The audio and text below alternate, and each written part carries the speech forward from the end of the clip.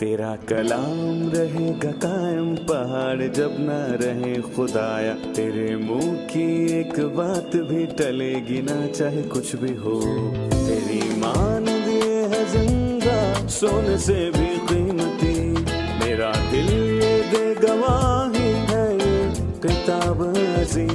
नाज़िल करे अपना कलाम, शिकस्ता दिलों को सुकून मिले, तारीखी दूर हो मेरी राहें रोशन कर। दिल अपना कलाम कसरत से ए खुदा बदल दे, रिहाई दे कसरत से फल मिला, कलाम रहेगा कायम पहाड़। अजीज नाजरीन, मैं अयाद ज़रीफ आप तमाम देखने वालों को हमारे रोज़ के बाइबली मुतालियाती प्रोग्राम की नई किस्त में खुशामदीद कहता हूँ। नाजरीन, अभी हम इब्रानियों के ख़त का मुताला कर रहे हैं और आज हम 11वें बाब की 17वीं आयत से मुताला करेंगे।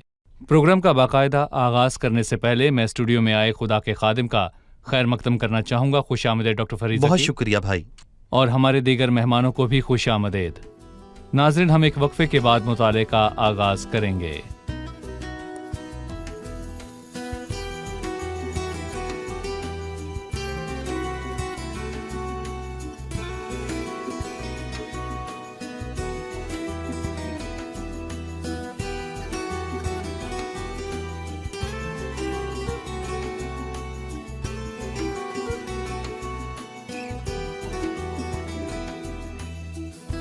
खुश आमदेद डॉक्टर फरीद। आपका बहुत शुक्रिया। हम इब्रानियों के नाम खत के 11वें बाब का मुताला कर रहे हैं जो ईमान का बाब है, और हम इस बाब की 17वीं आयत पर पहुंच चुके हैं। मैं चंद आयत पढ़ना चाहूंगा, उसके बाद आपसे सवाल करूंगा। ईमान ही से अब्राहम ने आजमाइश के वक्त इसहाक को नजर गुजराना, और जिसने वादों को सच मान लिया था वो उस इकलौते को नजर करने लगा, जिसकी बाबत यह कहा गया था कि इसहाक ही से तेरी नस्ल कहलाएगी, क्योंकि वो समझा कि खुदा मुर्दों में से जिलाने पर भी कादिर है। चुनाचा उन्हीं में से तमसील के तौर पर वो उसे फिर मिला। डॉक्टर फरीद, इस वाक़े के मुतल्लिक कुछ बताइए। अब्राहम के इसहाक को कुर्बान करने का वाक़या, जैसा कि पैदाइश 22 में जिक्र किया गया है, और कैसे ईमान इब्राहिम की ज़िंदगी में ज़ाहिर हुआ। हम अब्राहम की जिंदगी को इम्तहानात का सिलसिला समझ सकते हैं।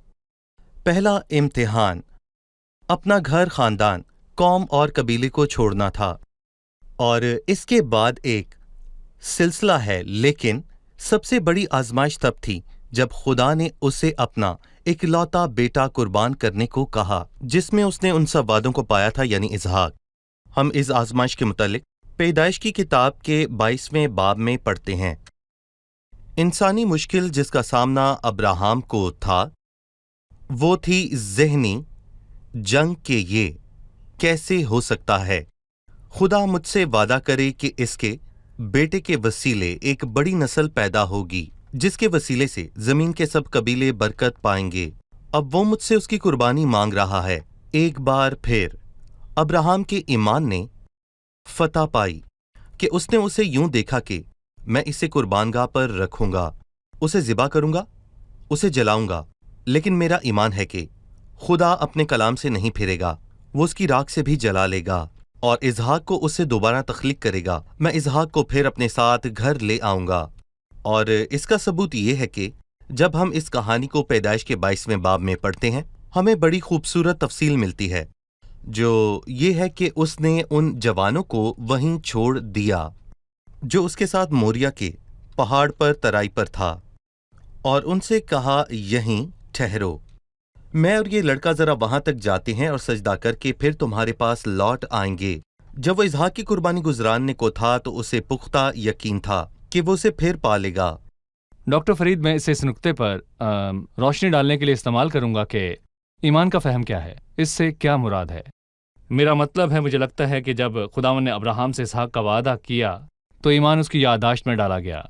उसने उससे कहा, इसहाक ही से तेरी नस्ल कहलाएगी। उसने ईमान रखा चूंकि इसहाक से तब तक नस्ल पैदा न हुई थी, क्योंकि उसने शादी न की थी, और जरूर है कि खुदा का कलाम पूरा हो। सो जब वो उसे कुर्बानगाह पर ज़िबा करेगा, खुदावंद उसे फिर से जिलाएगा। खुदा ने ऐसे पहले भी किया, जबकि उसने इसहाक को उस तौर पर पैदा किया जिस तौर पर मुमकिन ही न था, क्योंकि वो समझा कि खुदा मुर्दों में से जिलाने पर भी कादिर है। हमें बताइए कि ईमान का क्या किरदार है, जबकि वो हमें खुदा के किए हुए وعدے یاد دلاتا ہے جب ایمان ان سے ہمارے حال کی نشوونما کرتا ہے تاکہ ہم خدا پر بھروسہ کریں۔ میں ایک مثال دوں گا اور پھر آپ اس بات کی مزید گہرائی کو دیکھ سکتے ہیں۔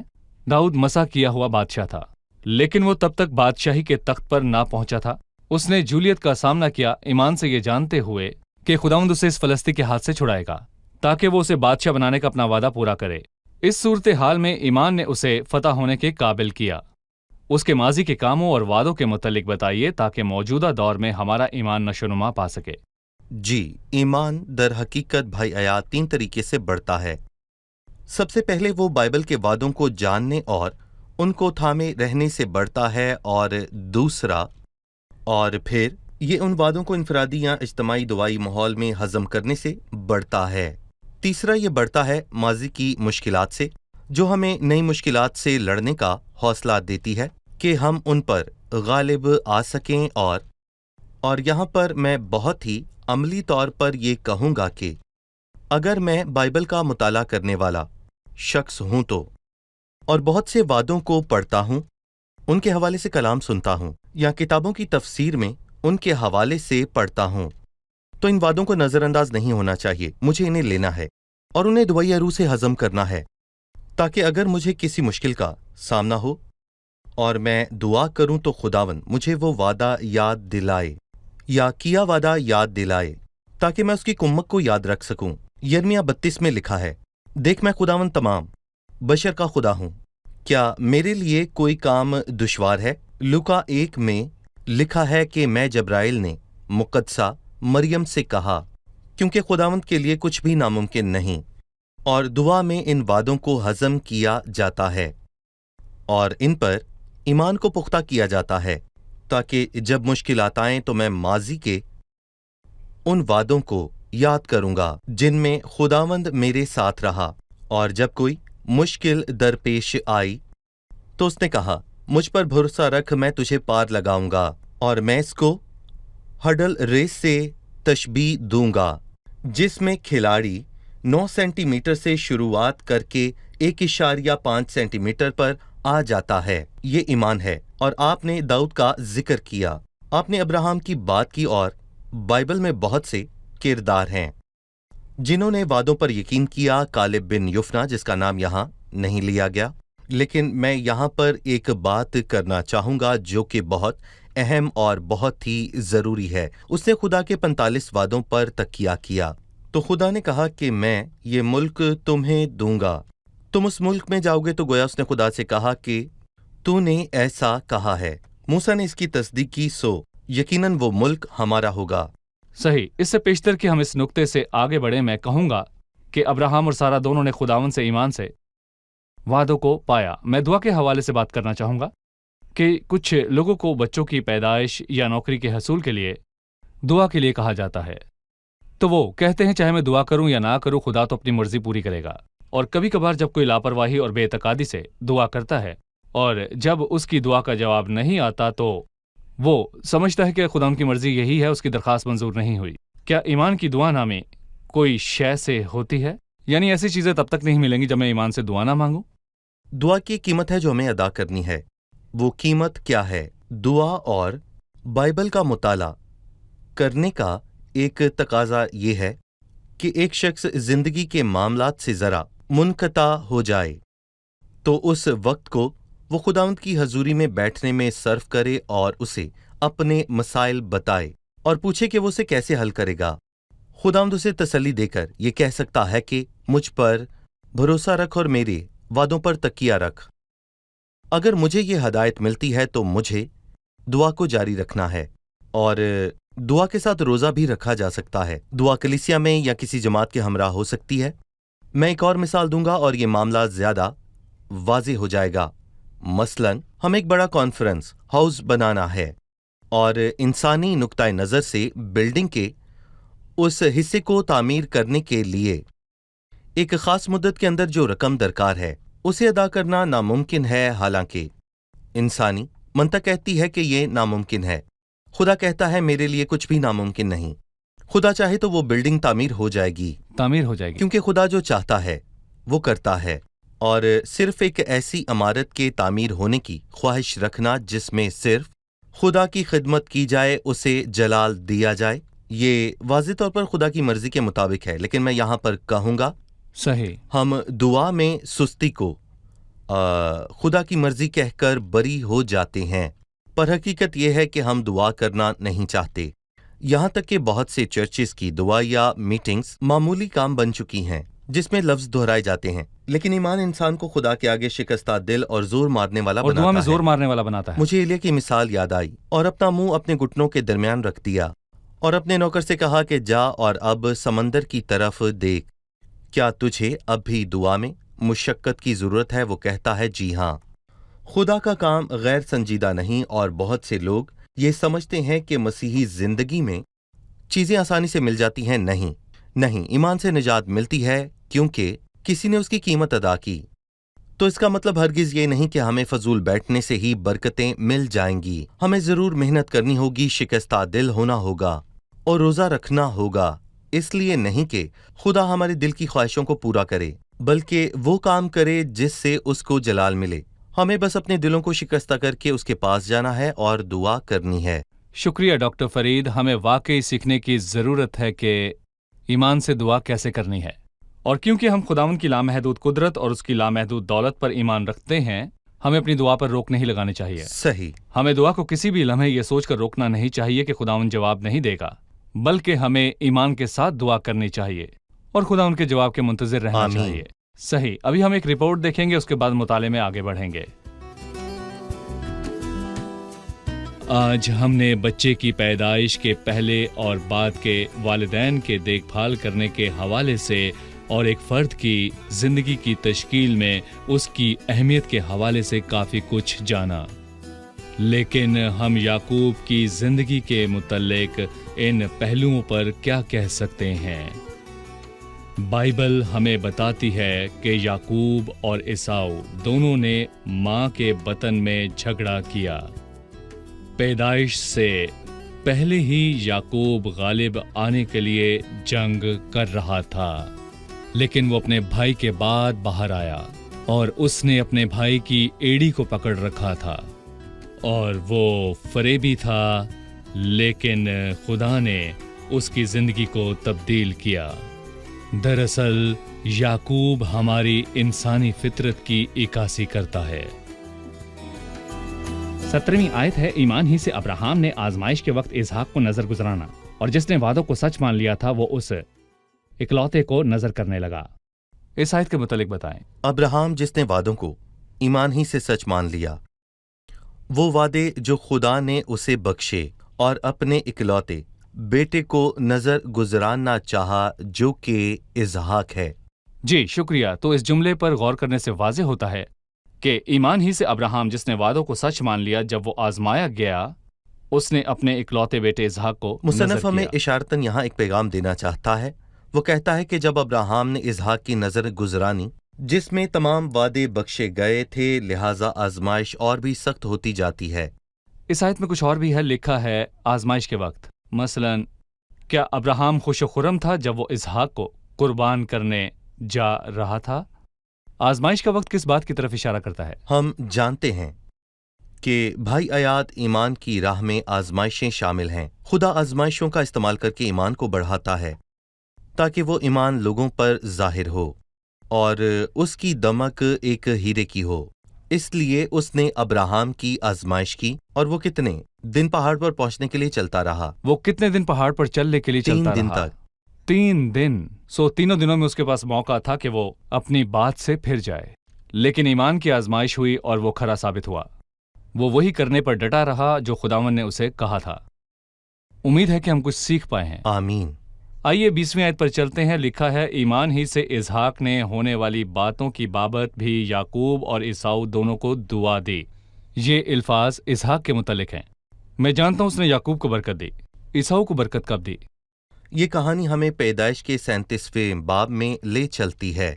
जो कुछ हम पैदाइश में पढ़ते हैं उसके मुताबिक ये बहुत ही दर्दनाक कहानी है, क्योंकि याकूब ने अपने बाप को धोखा दिया ताकि पेलौठे की बरकतों को हासिल करे, पर ये एसाऊ का हक था। बहरहाल मैं कहूँगा कि जब इसहाक को मालूम हुआ کہ یعقوب نے مجھے دھوکا دیا ہے، اور اساؤ روتا ہوا آیا اور اپنے باپ سے یہ کہا کہ مجھے یعقوب نے پھر سے دھوکا دیا ہے، کیونکہ وہ میرے پلوٹے کا حق لینے کے بعد میری برکتیں بھی لے لے گا۔ اسحاق نے اپنے الفاظ واپس لیے اور کہا کہ ہاں، وہ بابرکت ہوگا، یعنی کہ میں اپنے الفاظ واپس نہیں لوں گا، کیونکہ یہ صرف اس لیے نہیں کہ بوڑھا شخص اپنی بات سے پھرنا چاہتا ہے، بلکہ ان لمحات میں اسے یاد آیا کہ خدا نے ربکا سے کہا کہ جب وہ اس کے باطن ہی میں تھے، جب ربکا حاملہ تھی، ایک اور قبیلہ دوسرے قبیلے سے زوراور ہوگا، مطلب کہ ایک دوسرے سے طاقتور ہوگا، اور بڑا چھوٹے کی خدمت کرے گا، اور اس نے خدا کی بات کو صادق جانا۔ اور دوسری طرف اس نے اساؤ کو برکت دی۔ کس قسم کی برکت؟ اس نے اسے زمینی برکتوں سے نوازا اور اس سے کہا کہ تو اپنے بھائی کی خدمت کر، اور جب تو آزاد ہو تو اپنے بھائی کا جوا اپنی گردن پر سے اتار پھینک، یعنی تو انقلابی شخص ہے۔ اور میں کہتا ہوں کہ مستقبل میں ایک وقت آئے گا، میں کسی مخصوص برکت کو نہیں دیکھتا جو کہ میں یہاں اساؤ کسی مخصوص برکت کو نہیں دیکھتا جو اساؤ کو کھانے یا پینے یا پہننے اوڑھنے کی فراوانی یا کھیت کھلیان اور اناج کی بہتات کی صورت دی گئی، جیسے کہ یوسف کو۔ وہ کون سی واحد بات ہے جو یہاں اساؤ کو دی گئی برکت کو ممتاز ٹھہراتی ہے؟ اس کے باپ اسحاق نے پیدائش 27:40 میں کہا، اور جب تو آزاد ہو تو اپنے بھائی کا جوا اپنی گردن پر سے اتار پھینکے۔ بھائی، یہ واحد حقیقت ہے، صرف یہ در حقیقت وہ یہاں اسحاق اور اس کے ایمان پر زیادہ روشنی ڈالتا ہے بجائے ان دونوں کی برکت کے۔ وہ کہنا چاہتا ہے کہ بھلے ہی اسحاق بوڑھا ہو گیا ہے اور شروعات میں اس سے خطا ہوئی، لیکن ایمان سے اس نے پھر سے فہم کو پا لیا ہے، اور خدا نے اسے پھر سے حکمت دی۔ اسحاق صحیح۔ یعقوب میں ان باتوں کا اعلان کرتا ہے۔ گویا اسحاق یعقوب میں ان باتوں کا اعلان کرتا ہے جن کا وعدہ ابراہام اور اس سے تھا۔ گویا وہ کہتا ہے جس کا وعدہ میرے باپ میں اس کی ابراہام سے تصدیق تھا کرتا اور ہوں۔ مجھ میں پورا ہوا، میں اس کی تصدیق کرتا ہوں۔ پھر وہ یعقوب کی بات کرتا ہے 21ویں آیت میں، ایمان ہی سے یعقوب نے مرتے وقت یوسف کے دونوں بیٹوں میں سے ہر ایک کو دعا دی اور اپنے عصا کے سرے پر سہارا لے کر سجدہ کیا۔ یہاں یعقوب کی بات ہوئی ایک ایسے واقعے کا ذکر کرتا ہے جو اس کے آخری دنوں میں ایمان کو ظاہر کرتا ہے۔ کیا یعقوب کی طویل عمر ایمان کے مناظر سے خالی تھی؟ در حقیقت یعقوب کی زندگی میں ایمان کے منظر ہیں۔ جب راخل مر رہی تھی اور اس کا انتقال ہو رہا تھا تو اس نے اپنے 12ویں بیٹے کا نام بنونی رکھا، یعنی درد کا فرزند، لیکن اس کے باپ نے اس کا نام بنیامین رکھا، یعنی کہ میرے داہنے ہاتھ کا فرزند۔ اس کے ایمان نے شدید اداس اور ماتم زدہ منظر کو خدا پر بھروسے کے منظر میں تبدیل کر دیا، کیونکہ اس کا ایمان تھا کہ بھلے ہی اس کا بیٹا اپنی ماں سے محروم ہے تو بھی وہ ایک قوت بنے گا، خدا اسے قوت بخشے گا۔ اور یہ ایک واقعہ ہے جب یوسف اسے فرعون کے سامنے لایا، وہ ایک بوڑھا شخص تھا جو کہ میں کہوں گا کہ لاٹھی سے چلتا ہوا ایک عظیم بادشاہ سے ملنے آیا۔ اس کے باوجود یعقوب نے اندر آتے ہوئے اور باہر جاتے ہوئے فرعون کو برکت دی، گویا وہ اسے بتاتا ہے میں تجھ سے بڑا ہوں، تو بڑا کیسے ہے؟ تیری نظر کمزور ہے، تو ٹھیک سے دیکھ نہیں سکتا۔ اس نے کہا نہیں، میں خدا کا شہزادہ ہوں، میرا حقیقی خدا سے تعلق ہے۔ فرعون دولت مند اور زوراور ہے، لیکن بالآخر وہ ہے تو بت پرست۔ میں خدا کو جاننے والا ہوں، اور میں کہوں گا کہ اس سے یعقوب کا ایمان جھلکتا ہے۔ صحیح، اس میں کلام نہیں کہ چھوٹا بڑے سے برکت پاتا ہے۔ جی ہاں، یہ اس کی زندگی کا آخری لمحہ ہے جہاں یوسف اپنے بیٹوں کو برکت دینا چاہتا ہے، اور روایت کے اور افرایم کے مطابق اس سامنے نے رکھا۔ اپنے سامنے منسی اور افرایم کو رکھا، اور روایت تھی کہ پیلوٹے کو زیادہ ملتا تھا، مطلب کہ جو پیلوٹا ہے اسے زیادہ زمین، زیادہ جائیداد اور سب کچھ زیادہ دیا جاتا ہے، اسی لیے کہ وہ پیلوٹا ہے۔ چھوٹے کو برکت ملتی ہے لیکن کم۔ یعقوب نے ایسا کیا کہ اس نے اپنا داہنا ہاتھ چھوڑ کر اپنا بایاں ہاتھ پیلوٹے پر رکھا، اور جب یوسف ناخوش ہوا، یعقوب نے کہا میں جانتا ہوں، جو میں کرتا ہوں اسے میں جانتا ہوں، کیونکہ خدا نے اپنی مرضی مجھ پر ظاہر کی ہے۔ افرائیم منسی سے زیادہ برکت پائے گا۔ اور قبیلوں کی تاریخ میں یہ بات پوری ہوئی۔ اور افرائیم طاقتور قبیلوں میں سے ایک تھا جس کے پاس ملک کنعان میں زیادہ زمین تھی اور اس میں زیادہ طاقتور مرد پائے جاتے تھے، اور اسرائیل بھی یہی کہلائی۔ یہاں تک کہ مملکت اسرائیل بعد ازاں افرائیم کہلائی، اسے افرائیم کا لقب دیا گیا۔ ٹھیک ہے، چلیے مہمانوں سے ایک اور سوال جانتے ہیں۔ 21ویں آیت ہے، ایمان ہی سے یعقوب نے مرتے وقت یوسف کے دونوں بیٹوں میں سے ہر ایک کو دعا دی اور اپنے عصا کے سرے پر سہارا لے کر سجدہ کیا۔ اس آیت کا مطلب بتائیے۔ جی ڈاکٹر فرید۔ جس نے اسے دیکھ بھال اور توجہ سے، نجات سے اور رحمت سے اور زندگی میں محروم نہ رکھا، وہ 147 برس کی تھی۔ یعقوب کی طرف سے کمزور تھی اور بے اعتقادی تھی، لیکن خداوند نے اسے ایک عظیم شخص بنایا، اور پھر اپنی زندگی کے اختتام پر وہ خدا کے آگے سجدہ ریز ہوا۔ یہاں وہ کہتا ہے اپنے عصا کے سر پر سہارا لے کر سجدہ کیا، اور 48 میں لکھا ہے یوسف ان کو اپنے گھٹنوں کے بیچ سے ہٹا کر منہ کے بل زمین تک جھکا۔ یہ اعمال شکر گزاری کو ظاہر کرتے ہیں، جو درد اور آزمائش بھرے اس مشکل سفر میں ہمیشہ اس کے ساتھ ساتھ رہا اور اس کی رہنمائی کی۔ شکریہ ڈاکٹر فرید۔ اب میں 22ویں آیت پڑھنا چاہوں گا، اور یہ ایک اور مشہور اور شاندار کردار کے متعلق ہے۔ ایمان ہی سے یوسف نے جب وہ مرنے کے قریب تھا، بنی اسرائیل کے خروج کا ذکر کیا اور اپنی ہڈیوں کی بابت حکم دیا۔ یوسف کی پوری زندگی حقیقی ایمان کے مناظر سے پر ہے، لیکن یہاں اس نے خروج کے واقعے پر روشنی ڈالی، یعنی بنی اسرائیل کا خروج اور اس کی ہڈیوں کے ملک مصر سے نکل جانے پر۔ اس واقعے کے متعلق بتائیں۔ بہت بڑا ایمان۔ یہاں ایک ایسا شخص ہے جو مصر میں بہت بڑے عہدے پر پہنچ چکا ہے جہاں کوئی نہیں پہنچتا۔ فرعون کے بعد وہی ہے، اور مصر اور گرد و نواح میں صفات فنام نامی ایک ہستی سے واقف ہے، جو ایک عظیم دانشور شخص ہے جس نے مصر کو پورے خطے میں قحط کی مشکل سے بچایا۔ پر اپنی زندگی کے آخر میں اس نے یہ نہیں کہا میرے لیے احرام بنائیں، بلکہ اس نے یہ ہدایت دی کہ اس کی ہڈیاں ساتھ لے جائی جائیں جب وہ وہاں سے نکلتے ہوں۔ یوسف، کیا تو جانتا ہے کہ وہ وہاں سے نکل کر آئیں گے؟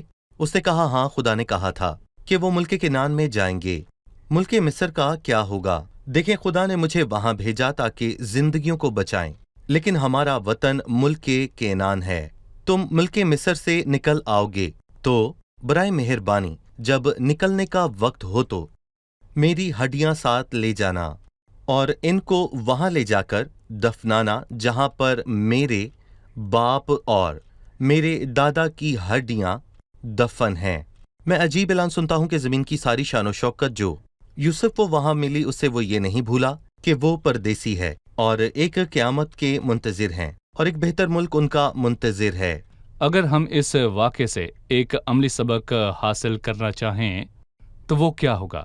ایمانداروں میں کسی کو کس لائق کر سکتا ہے؟ دولت مند یا دانش مند بنا سکتا ہے تاکہ وہ بڑے عہدے پر فائز ہو، لیکن ہم یوسف کو دیکھ کے سمجھ جاتے ہیں کہ وہ کچھ نہیں بھولا۔ اس دنیا سے نکل جائیں گے، بھلے ہی وہ دولت مند ہو، اس کے پاس مرتبہ ہو۔ یہ ہمیں اس کے جلال کے لیے استعمال کرنا ہے، اس کے لوگوں کی بھلائی کے لیے ہو، اور ہم دنیا میں امر نہیں رہیں گے، اور ہم اس دنیا میں امر نہیں ہوں گے۔ اور دنوی کاروبار کرنے والے ایسے ہوں کہ دنیا ہی کے نہ ہو جائیں۔ شکریہ۔ اب ہم مہمانوں سے ان کی رائے جانیں گے۔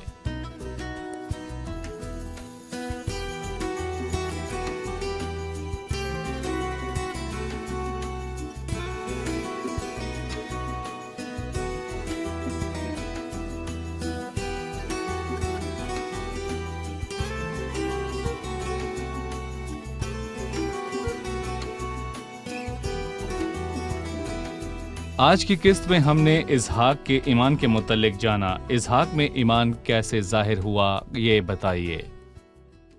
یہاں اسحاق کے ایمان کے حوالے سے ایک آیت لکھی ہے، جب اس نے یعقوب اور عیساؤ کو برکت دی، اور پرانے عہد نامے میں سے ہمیں علم ہوتا ہے کہ جب عیساؤ اپنے باپ اسحاق کے پاس لوٹا اور اس سے برکت مانگی، وہ جانتا تھا کہ برکت یعقوب لے گیا ہے۔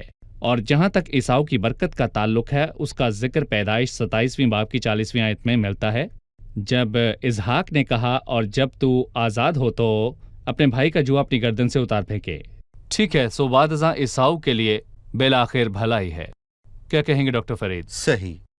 یعقوب کی زندگی میں ایمان کس طور پر ظاہر ہوا؟ یعقوب کا ایمان ظاہر ہوا جب اس نے اپنے پوتوں کو برکت دی، مطلب جب اس نے خدا کی مرضی کا اعلان اپنے پوتوں کی زندگی میں کیا، جب اس نے اپنا دہنا ہاتھ بڑھا کر چھوٹے کے اور بایاں ہاتھ پیلوٹے کے سر پر رکھا، ایسا کر کے اس نے اپنے ایمان سے خدا کی مرضی کو پورا کیا۔ ٹھیک ہے جی بھائی، صحیح۔ صحیح۔ اسحاق اور یعقوب کی بات کرنے کے بعد یوسف کی زندگی میں ایمان کیسے ظاہر ہوا یہ بتائیں۔ ایمان ہی سے یوسف نے جب وہ مرنے کے قریب تھا بنی اسرائیل کے خروج کا ذکر کیا اور اپنی ہڈیوں کی بابت حکم دیا۔ یہاں ایمان اس سے ظاہر ہوتا ہے کہ ایسا بڑا اور بلند مرتبہ شخص ہے، لیکن وہ نہیں چاہتا تھا کہ اس کا جسم فرعون کی مانند محفوظ کیا جائے، اور اس نے اس کے لیے ہدایات جاری کی۔ وہ اس وعدے کو یاد رکھتا ہے اور یقیناً ایمان رکھتا ہے کہ وہ اس ملک سے نکل آئیں گے جو ان کا وطن نہیں ہے، سو وہ انہیں ہدایات دیتا ہے کہ اس کی ہڈیوں کو وہیں لے جائیں جہاں وہ وہاں سے نکل کر جائیں گے۔ سو یہاں یوسف کا بھی پختہ ایمان ہم نے دیکھا۔ جی آپ سب کا شکریہ، ڈاکٹر کو فرید برکت دے۔ آپ کا بھی شکریہ۔ عزیز ناظرین، یوسف کے متعلق کہا گیا ایمان ہی سے یوسف نے جب وہ مرنے کے قریب تھا بنی اسرائیل کے خروج کا ذکر کیا اور اپنی ہڈیوں کی بابت حکم دیا۔ یوسف کی مصر میں بڑی شان تھی اور اس کے پاس بڑا اعلیٰ رتبہ تھا، اور اس کے لیے ممکن تھا کہ اپنے نام سے احرام بنوائے تاکہ اس کا نام امر ہو جائے، لیکن یوسف نے اپنی توجہ اس پر مرکوز نہ کی جو اس کے پاس مصر میں تھا۔ اس نے اسرائیلیوں کے ملک مصر سے خروج کو یاد کیا اور ہدایات کی کہ جب اسرائیلی ملک مصر سے نکلیں تو اس کی ہڈیوں کو وہاں سے منتقل کر لیا جائے۔ جو سبق ہم سب اس کہانی سے سیکھتے ہیں وہ یہ ہے کہ جلد وہ روز آنے والا ہے جب ہم اس دنیا سے چلے جائیں گے۔ تمام ایماندار اس زمین کو خیر بات کہہ دیں گے، سو ہمیں اس دنیا میں اپنے ناموں کو امر کرنے کا طالب نہیں ہونا یا جسمانی خواہشات کے پیچھے بالکل بھی نہیں بھاگنا، کیونکہ ایک دن ہم چلے جائیں گے اور پھر زندہ نکل آئیں گے جیسے بنی اسرائیل نکل آئے ہیں۔ اور یوسف کی ہڈیاں بھی جو دفن تھیں مصر سے نکال لائی گئی۔ ایک دن خداوند یسوع مسیح آئے گا اور ایمانداروں کو اپنے ساتھ لے جائے گا، اور جیسے یوسف سو گیا جو ایماندار سو چکے ہیں خداوند انہیں اٹھا لے گا اور وہ بھی اس زمین کو خیر بات کہہ دیں گے۔ ہم سب اس دھرتی کو چھوڑ جائیں گے اور ہم اس دن کے منتظر ہیں۔ سو عزیزو، دنیا کی چیزوں کے طالب نہ ہوں بلکہ اپنے ذہن میں آسمانی گھر کو رکھیں اور اپنے ذہن میں روزانہ اس آسمانی کو لائیں جب تک ہم اس زمین سے اپنے اس وطن میں نہ جائیں۔ اگلی قسط میں پھر ملاقات ہوگی۔ خداوند آپ کو برکت دے۔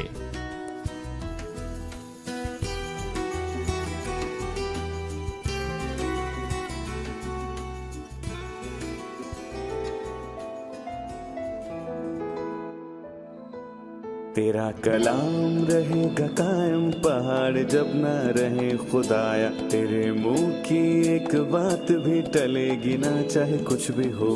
تیری مان دیے ہے زندہ سونے سے بھی قیمتی، میرا دل یہ دے گواہی ہے یہ کتاب عظیم، نازل کرے اپنا کلام شکستہ دلوں کو سکون ملے، تاریکی دور ہو میری راہیں روشن کر، دل اپنا کلام کثرت سے اے خدا بدل دے، رہائی دے کثرت سے پھل ملاؤ۔ کلام رہے گا قائم پہاڑ جب نہ رہے خدایا، تیرے منہ کی ایک بات بھی ٹلے گی نہ چاہے کچھ بھی ہو۔